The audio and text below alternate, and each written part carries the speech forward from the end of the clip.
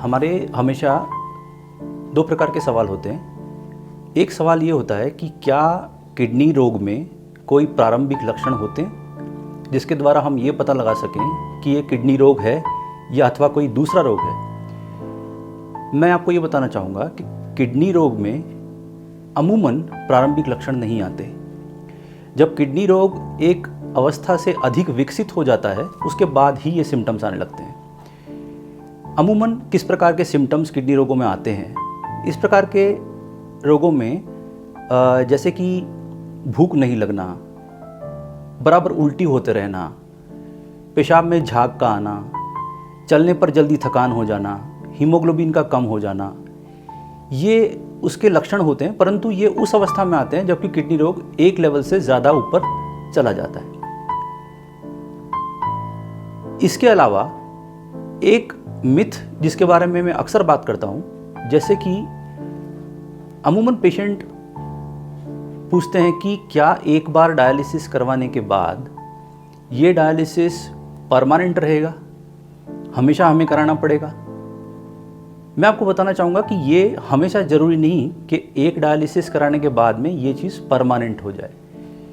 Kidney के रोग जो हैं वो दो प्रकार के हो सकते हैं। एक रोग होते हैं जिनको हम कहते हैं acute kidney disease. Acute kidney disease क्या होती है?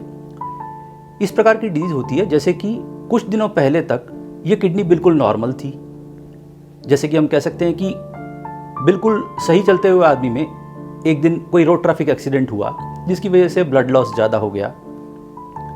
ब्लड लॉस ज़्यादा होने के बाद में ऐसा होता है कि बीपी कम हो गया और किडनी को उसकी ब्लड सप्लाई पूरी तरह से नहीं मिल पाई। दूसरा क्या हो सकता है? प्रेगनेंसी के बाद में जब बच्चा हुआ, बच्चा होने के बाद में ब्लड लॉस ज़्यादा हो गया। ब्लड लॉस ज़्यादा होने की वजह से उसमें भी वही होता है कि किडनी को उसकी ब्लड सप्लाई पूरी नहीं मिल पाती। उल्टी हो गई, दस्त हो गए, एक लेवल से ज़्यादा शरीर से पानी का लॉस हुआ। So this is called dehydrated state. In this dehydrated state blood supply of the kidney is curtailed down to the state in which there is this acute kidney injury takes place. यानी कि blood की supply इतनी कम हो चुकी है कि kidney को अपनी नॉर्मल काम करने में दिक्कत हो रही है। This is called acute kidney injury.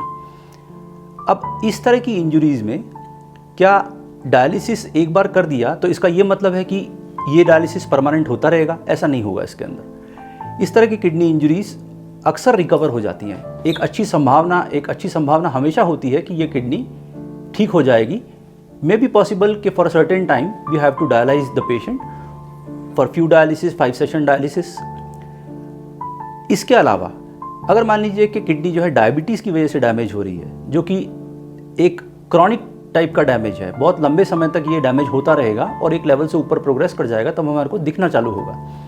Diabetes के द्वारा होने वाला डैमेज, क्योंकि वो धीरे धीरे होने वाला डैमेज है, वो इरिवर्सिबल कंडीशन में पहुंच जाता है जो कि नॉर्मल नहीं हो पाता। इस तरह के पेशेंट्स को जब एक लेवल ऐसा आ जाता है कि हमको डायलिसिस करना पड़े, तो इस तरह के पेशेंट्स में डायलिसिस जो है वो परमानेंट स्टेज पर चला जाता है। This is called chronic kidney disease. तो यहाँ पर हमको इस प्रश्न का उत्तर मिलता है कि एक बार डायलिसिस करने के बाद में हमेशा ये जरूरी नहीं कि हमें परमानेंटली ये पेशेंट को डायलिसिस करना पड़ेगा।